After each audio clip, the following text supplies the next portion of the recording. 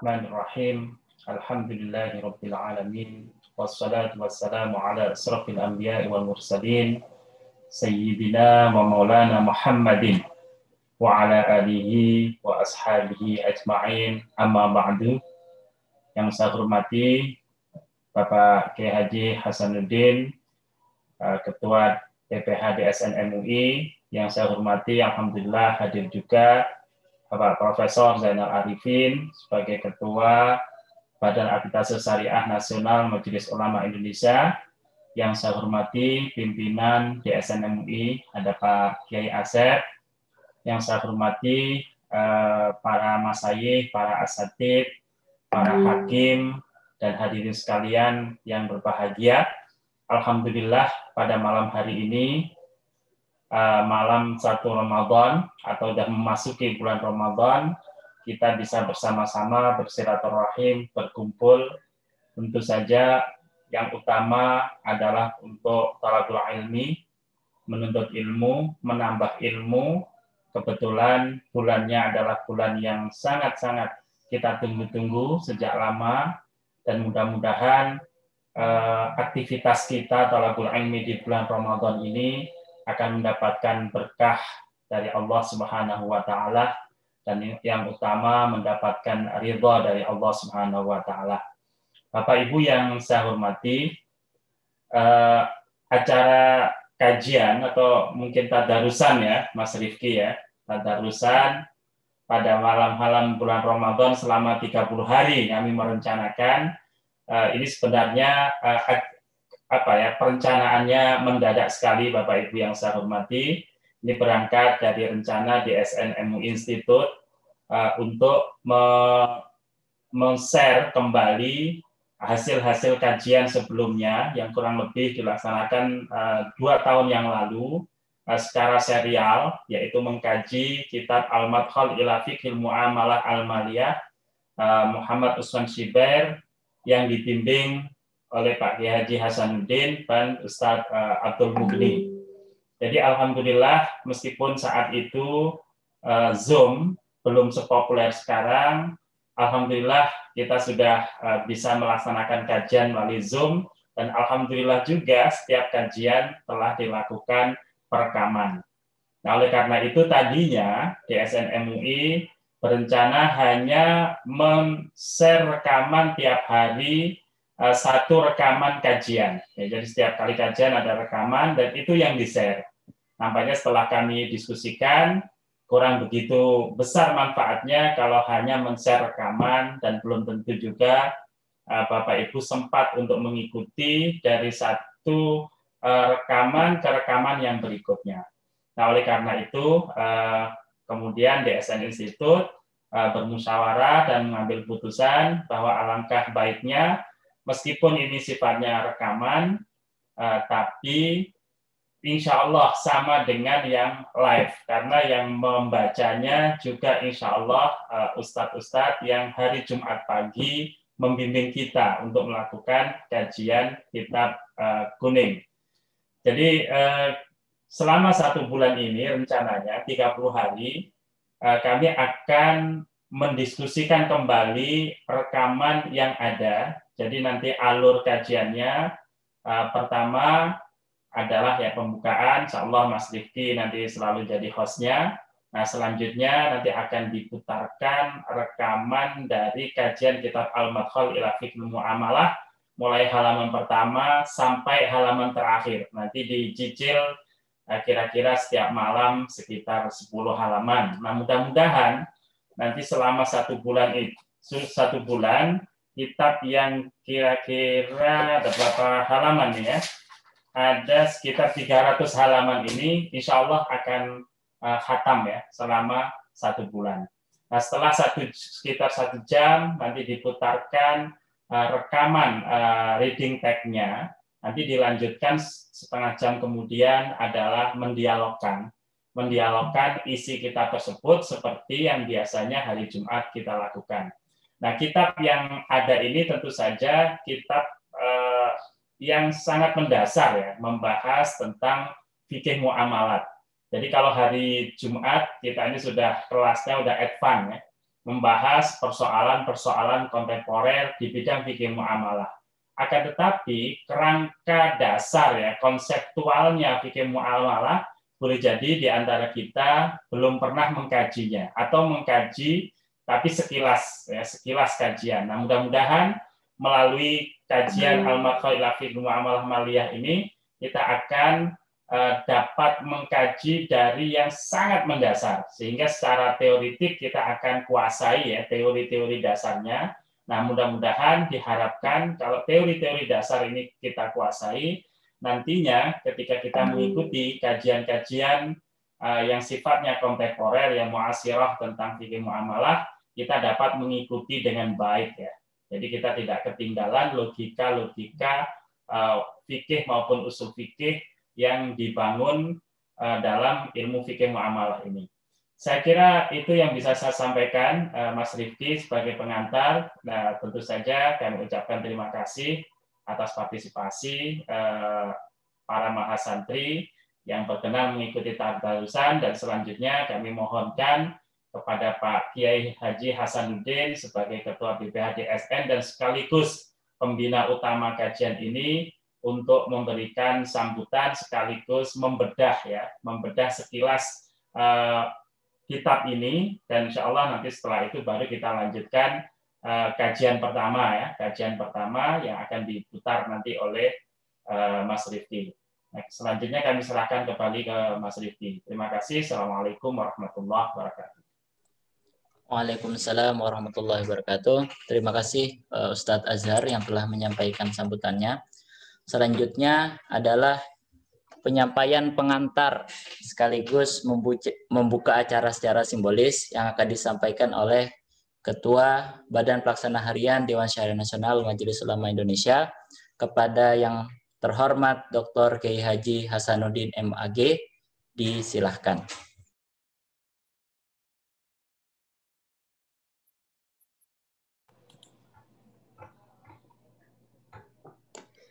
Bismillahirrahmanirrahim.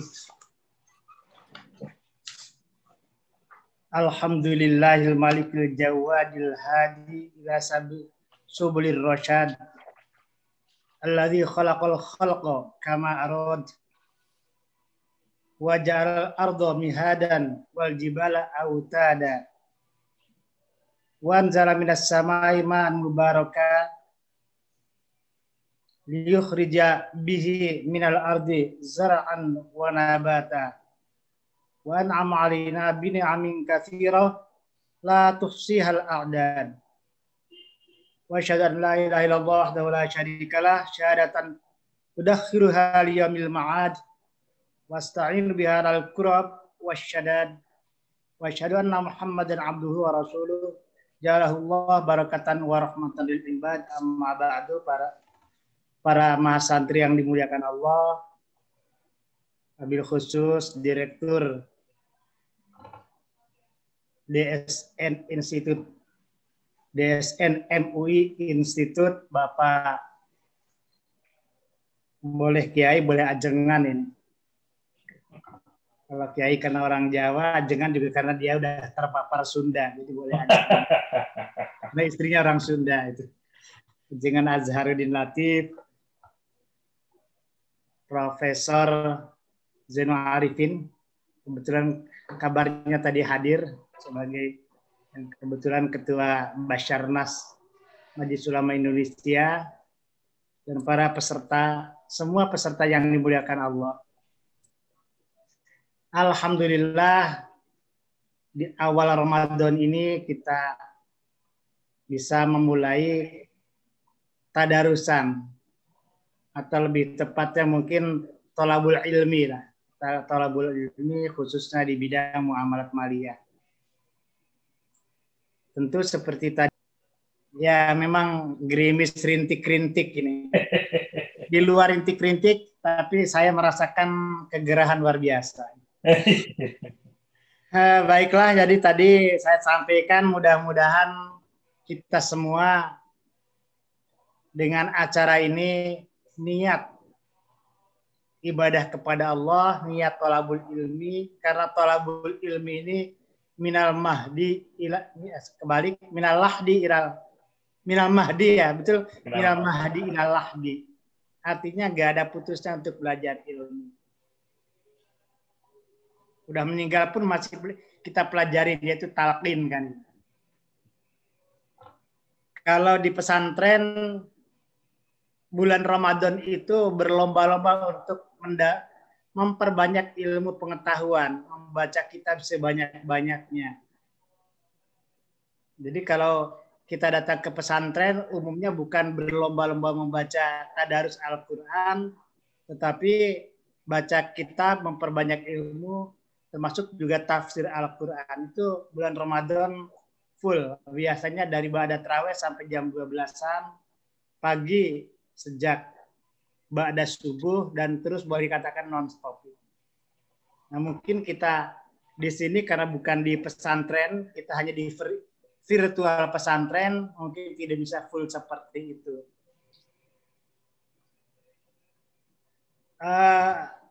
Topik yang akan kita pelajari seperti tadi, yang akan kita kaji bersama tentu tentang muamalah amaliyah yang tadi disampaikan. Bahan bacaannya adalah kitab Al-Madkhal ila Fiqhil Muamalat Al-Maliyah. Ini boleh dikatakan pengantar fikih muamalat maliyah. Bahasa lain mungkin bisa kalau di Indonesia kan semacam pengantar hukum kontrak, mungkin begitu ya, hukum perjanjian Pak Azhar gitu. Kira-kira begitulah itu. Di dalamnya akan berbicara masalah mal, jadi konsep mal, apa itu mal, bentuk-bentuk mal, bagaimana yaitu harta kekayaan, bagaimana cara memperoleh kekayaan yang sah. Tentu dengan mengetahui cara memperoleh mal secara sah menurut syariah, yang dalam buku fikih disebut dengan, di buku ini juga disebut asbabul milki. Kita tahu mana harta yang kita peroleh itu mana yang halal, mana yang tidak halal itu. Itu nanti akan kita bahas itu di sana. Demikian juga akan dibicarakan juga masalah milkiyah. Kalau lihat judulnya ada kepemilikan. Apa itu konsep kepemilikan dalam Islam? Di sini akan kita sebutkan, dan juga tentang akad-akad. Tentu semuanya belum masuk ke akad-akad, bentuk-bentuk akad seperti murabah, mudharabah, tetapi karena ini pengantar jadi lebih banyak ke cerita asas-asasnya, dasar-dasarnya, supaya nanti ketika kita belajar akad tidak perlu lagi apa sih yang dia katakan mal qinyah, apa yang dikatakan mal mustahlak, mal istihlaki, mal mutakawim. Ini mungkin nanti ketika bicara akad tidak perlu itu lagi, kalau apa tidak perlu nanya lagi kalau ketemu istilah-istilah tersebut karena sudah dipelajari di bagian ini. Di bagian awal kitab ini juga dijelaskan bagaimana sih konsep Islam mengenai masalah akad-akad. Kita sering ketemu atau sering mendengar pernyataan sebagian orang, termasuk di pelatihan mungkin 3 minggu yang lalu, yaitu yang mempertanyakan masalah transaksi di lembaga keuangan syariah khususnya perbankan. Dia menyampaikan kalau bank syariah itu hanya ngikutin saja bank konven, ya tidak akan maju-maju kan.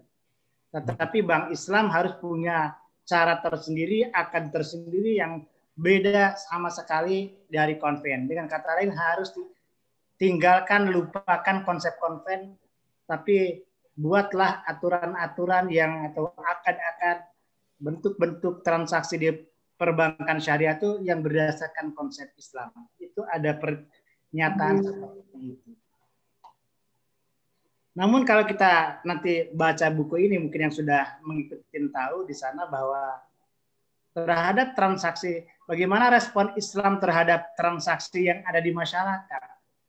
Ternyata di buku Al-Madkhal ini dan juga di buku-buku yang lain yang sama atau yang membicarakan masalah pengantar, selalu dikatakan bahwa al-Islam lam yunshi'il mu'amalat fil mujtama. Islam itu tidak membawa konsep baru mengenai muamalat di masyarakat. Itu garis besarnya seperti itu. Karena apa? Karena ketika Islam datang, kebudayaan di masyarakat sudah ada. Masyarakat jahiliyah adalah masyarakat yang sudah masyarakat pedagang. Di Mekah masyarakat pedagang, di Madinah adalah masyarakat petani. Artinya di negara yang kalau kita petakan mungkin Jazirah Arabia ada masyarakat pedagang, ada masyarakat petani. Tentu karena mereka pedagang, hubungan hukum satu dengan yang lain itu sudah ada. Jadi sejak zaman Zahiriyah sudah dikenal ada yang disebut bai', jual beli, musyarakah, mudharabah, hawalah, rohan, qad. Itu semua sudah ada pada zaman Jahiliyah. Di Madinah yang termasuk daerah petani, hubungan dalam konteks transaksi hasil tani pun sudah ada. Ada salam, ada juga kaitannya dengan pengelolaan, ada musako, muzaro, dan seterusnya. Ini artinya ketika Islam datang, hubungan hukum di bidang muamalah maliyah itu sudah ada. Jadi kalau begitu Islam datang itu hanya menyempurnakan. Makanya di halaman kitab tersebut bahwa Islam datang tidak membawa aturan baru sama sekali dalam bidang muamalah, tetapi Islam melihatnya muamalah yang ada itu boleh dikatakan sifatnya an-naqid al-muslih al-muhadzib gitu. Di Islam terhadap transaksi-transaksi atau kegiatan bisnis yang ada di masyarakat bersifat naqid, muslih, dan muhadzib. Naqid artinya mengkritisi, dikritisi, diteliti apakah transaksi yang ada itu sudah sesuai dengan ruhus syariah apa tidak.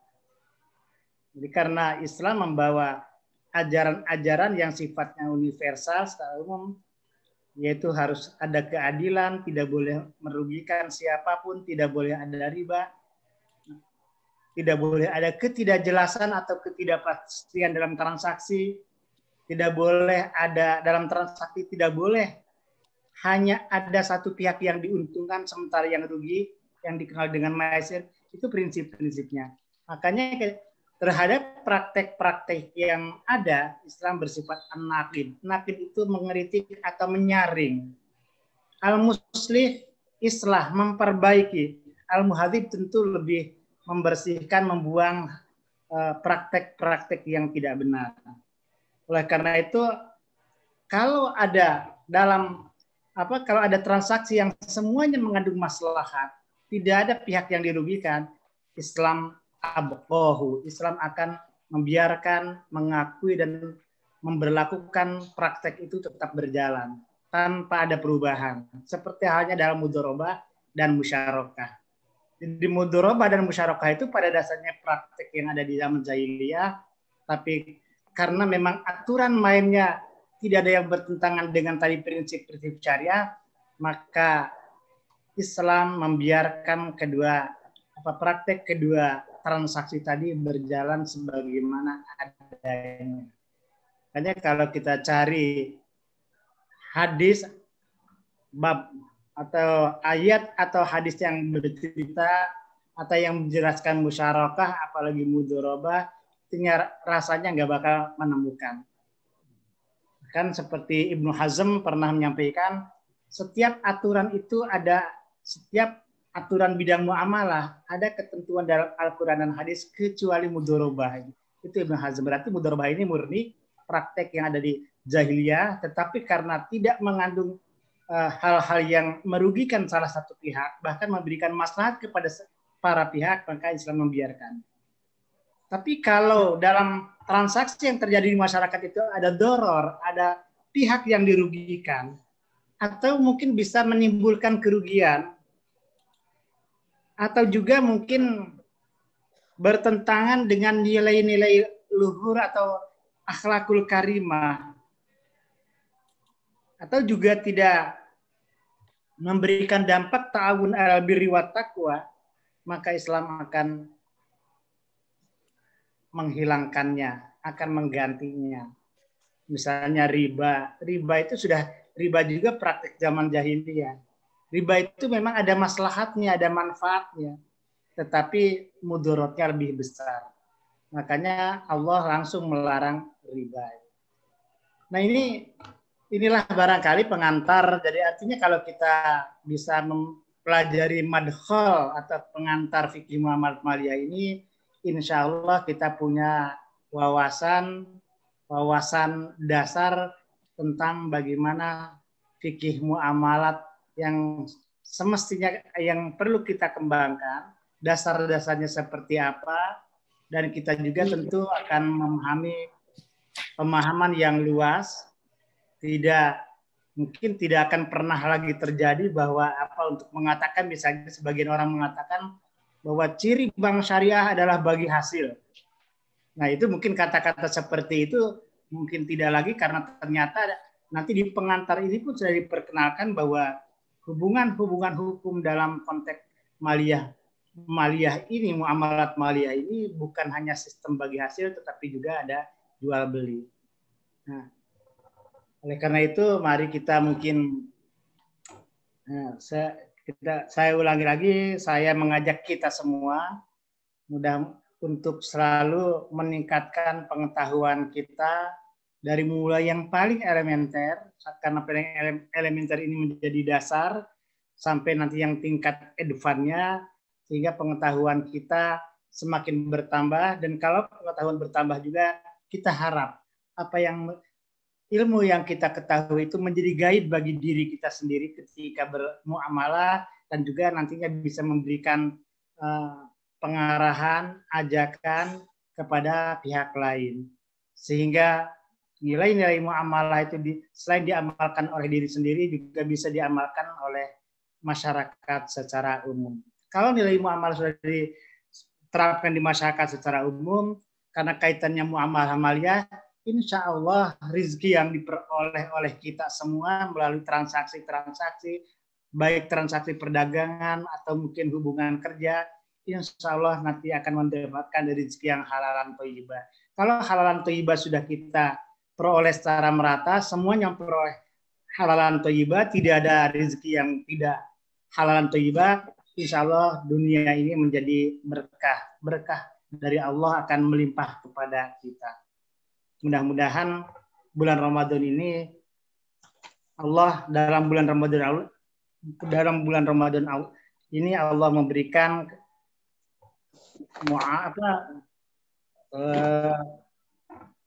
pertolongan kepada kita semua, kemampuan kepada kita semua untuk meningkatkan ilmu, meningkatkan amal, dan meningkatkan takwa kita. Untuk selanjutnya, mari kita sama-sama niatkan, dan kita ini grand launching ya Pak Azhar.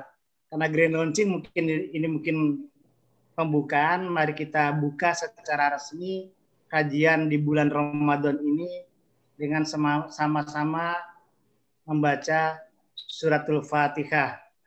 Semoga apa yang akan kita lakukan di bulan Ramadan ini, khususnya bidang kajian ini, selalu mendapat kemudahan, barokah, ma'unah, dan ridho dari Allah Subhanahu wa Ta'ala. Ala hadhihi niyat wa ala kulli niyatin shalihah la hadratin Nabil Mustafa Rasulullah sallallahu alaihi wasallam wa la arwahi jami masyayikhina wa muallif hadzal kitab al-madkhal ila fikih muamalah maliyah. Lahumul Fatihah. Alhamdulillah rabbil alamin. Iya. Iya, kenal.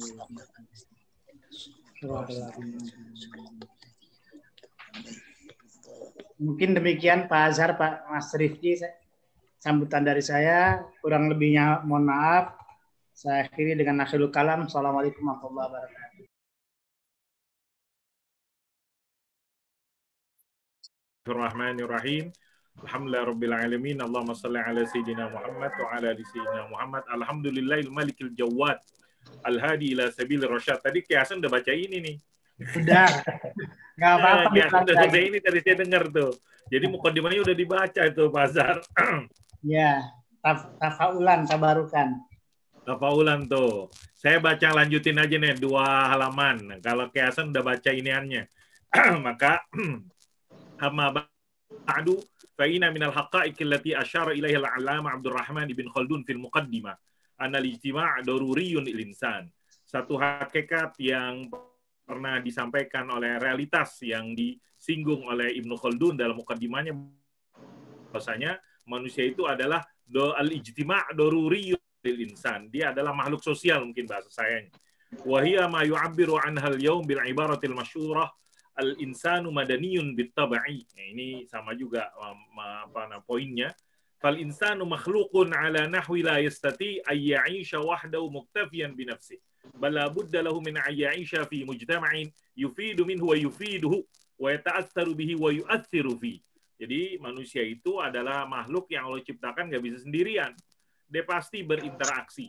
Yang mana dia memberikan manfaat atau namanya mendapatkan manfaat. Dia terpengaruh atau mempengaruhi. Walladzi, sedangkan kalau ada orang sendirian, ya'ishu wahdahu mun'azilan an ghairi minan nas, dia sendirian, nggak bergaul, seperti yang dikatakan Aristoteles, maka dia adalah imma bahimatun wa imma ilahun. Dia kalau nggak hewan, dia ilah, kata Aristoteles. Wa idza kana al-ijtima'u daruriyan lil insani fala budda an takuna mu'amalatu wa tasarrufatun tajri baina afradil mujtama'. Karena dia makhluk sosial, maka pasti ada interaksi, tasarrufat, tindakan-tindakan dalam muamalat antara individu yang ada. Apakah ini mujtama'nya itu kabiran, besar, am saghiran. Wahadil muamalat, dan muamalat ini apakah dia madiyah, materi, madaruha 'alal asya'il madiyah wal maliyah, yang intinya porosnya adalah hal-hal materi ataupun keuangan, misalnya al-buyu', jual beli, al-ijarat, sewa menyewa, syarikat. Ada juga yang sifatnya adabiyah. Adabiyah yang mana kalau tadi materi, harta, kalau sekarang yang lainnya adabiyah yang porosnya ataupun pondasinya adalah yang keluar dari lidahnya, apa yang dilakukan oleh panca indranya, al-jawarih. Misalnya dia adalah seorang yang atau misalnya tentang as-sidq, amanah, kejujuran, amanah, kesabaran. Wahia binawaiha, baik yang yang tadi madiyah ataupun yang adabiyah, tahtaju minan nas ila dirasatin muta'anniyatin wa fahmin daqiqin lima tatadammanahu hadhil muamalatu min usulin wa mabadi'a wa anzimatin wa qawanina wa tu'addu dirasatuha minad daruriyat. Masing-masing dari tadi 2 hal tersebut membutuhkan kepada kita untuk mengkaji dengan baik, pemahaman yang baik, yang detail atau teliti. Karena di dalamnya ada prinsip-prinsip, mabadi, dan juga sistem-sistem dan juga aturan-aturan yang itu penting diketahui, dipelajari. Lianna ihmalan nasi di dirasati hadhil mawdu'ati yuaddi ila intisharil munaza'at wal mukhasamat fil mujtama'. Karena kalau kita mengabaikan kajian tentang tema-tema ini akan menyebabkan adanya dispute, perselisihan di antara manusia di masyarakat. Falau ahsanal insanu mu'amalata, kalau orang berbuat baik dengan saudaranya, wal ibnu seperti seorang kepada seorang laki-laki kepada saudaranya, ataupun seorang anak kepada ayahnya, wasani wazzari' wal hirafi wa ghairihim mu'amalata ba'dihim ba'dha. Tapi kalau baik, maka orang akan hidup dalam fi amnin wa salamin wa hana'atin wa safa'in wa zalat bainahumul adawatu wal baghdha. Dalam keadaan baik, dalam keadaan aman, tentram, hilang di antara mereka permusuhan dan kebencian. Walakinna ma'al asaf asbahat muamalatun nasi ba'duhum li ba'din takumu 'alal ghish wal kadhib wal khiyan wal nifaq. Sangat disayangkan muamalah sebagian orang kepada sebagian lain saat ini ada di situ al-ghish, penipuan, ada kedustaan, ada khianat. Walihada inhattatil ummah wa tadahwaratil akhlaqu wa dhaharal fasadu fil barri wal bahri bima kasabat aydin nas. Karena itu terdegradasilah umat ini. Akhlaknya itu ada dekadensi moral, adalah tercipta apa yang disebut dengan kerusakan fil barri wal bahri, di daratan dan lautan, gara-gara ulah manusia. Wala islaha li hadzal fasadi illa bittiba'i ahkamid din wa tamassuki bihusnil muamalati bainan nas. Tidak ada solusi daripada kerusakan ini kecuali dengan ngikutin hukum-hukum agama, berpegang teguh dengan husnul muamalah, perilaku yang baik sama manusia. Wala yatahaqqaqu dzalika illa bitakatsufil juhudi wal islah. Dan itu tidak terwujud kecuali dengan saling mendukung, usaha-usaha, menopang, membantu untuk perbaikan tersebut. Wa min bainiha, di antara upaya tersebut, ta'liful kutub fi maudu'il muamalat. Menyusun buku dalam tema muamalat fi thawbin jadidin, dengan kemasan baru yang dipahami. Waqad zallat fikratul kitabati fi hadzal mawdu' turawiduni mundu an kuntu aqum bitadrisil madatil muamaliyah al-maliyah fi Jamiatil Malik Saud. Ide ini terus ada dalam benak saya, kata Dr. Syubair hafizahullah taala, setelah ketika saya mengajar materi ini di Universitas Malik Saud di Riyadh, di Al-Aqd Tsamin min al-Qarnil 20.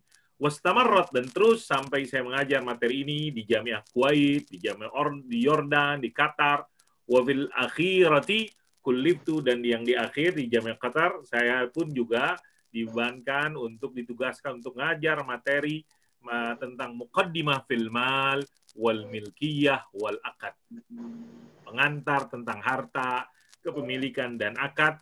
Wa hiya tu'tabaru madkhalan lidirasati, dan inilah sebagai pengantar untuk mengkaji fikih muamalat daripada jual beli, ijarah, syarikat, hawala, kafalah, dan muamalah kontemporer lainnya.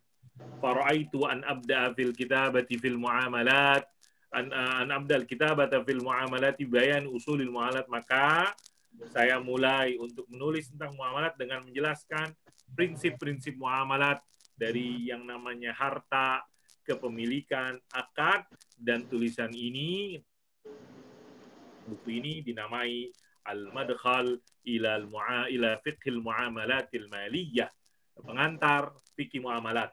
Saya bagi ke dalam 4 pasal dan penutup. Al-Faslul Awal tentang hakikat fiqhul muamalat al-maliyah.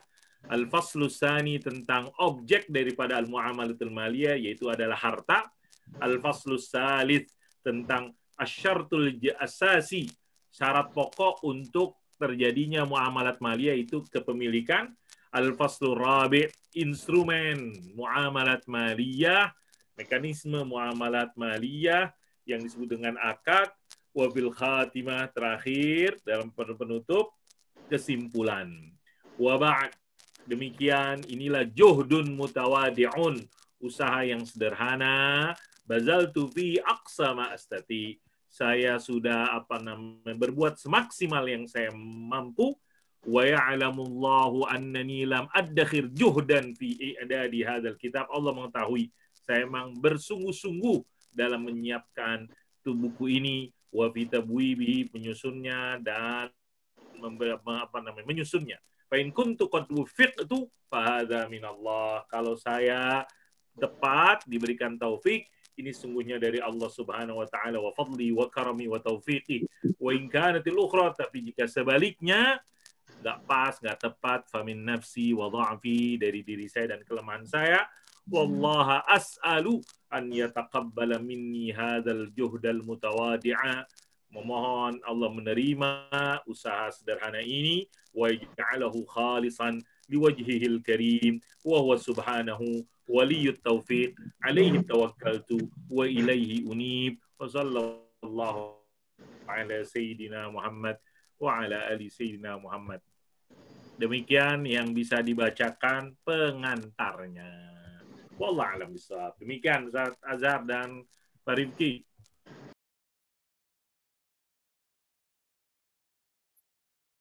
Bapak Ibu sekalian, sebagai informasi bahwa pada kajian edisi Ramadan ini, untuk peserta yang mengikuti lebih dari 20 kali pertemuan, insya Allah akan disiapkan oleh DSN MUI Institute sertifikat dari kajian ini. Kemudian Bapak Ibu sekalian, sebagai informasi juga, apabila nanti misalnya terlewat kajian malam harinya, maka Bapak Ibu juga bisa mengakses YouTube dari Pesantren Luar Virtual Muamalah Maliyah. Mungkin Bapak Ibu nanti bisa cari keywordnya PLFM2, nanti di situ Bapak Ibu bisa mengakses kajian yang malam hari ini dibacakan oleh Ustadz Abdul Mughni dan Kiai Hasanuddin, akan tayang setiap jam 16 atau jam 4 sore di YouTube. Dan pelatihan ini juga disponsori atau bekerja sama dengan Yayasan Hasanah Titik. Jadi DSN MUI Institute bekerja sama dengan Yayasan Hasanah Titik dalam menyelenggarakan kajian edisi Ramadan ini. Semoga pada malam hari ini apa yang telah dibacakan, telah disampaikan oleh Dr. Hasanuddin dan juga Ustadz Abdul Mughni bisa menjadi manfaat bagi kita semua. Selamat menjalankan ibadah Ramadan dan sampai bertemu kembali pada esok hari.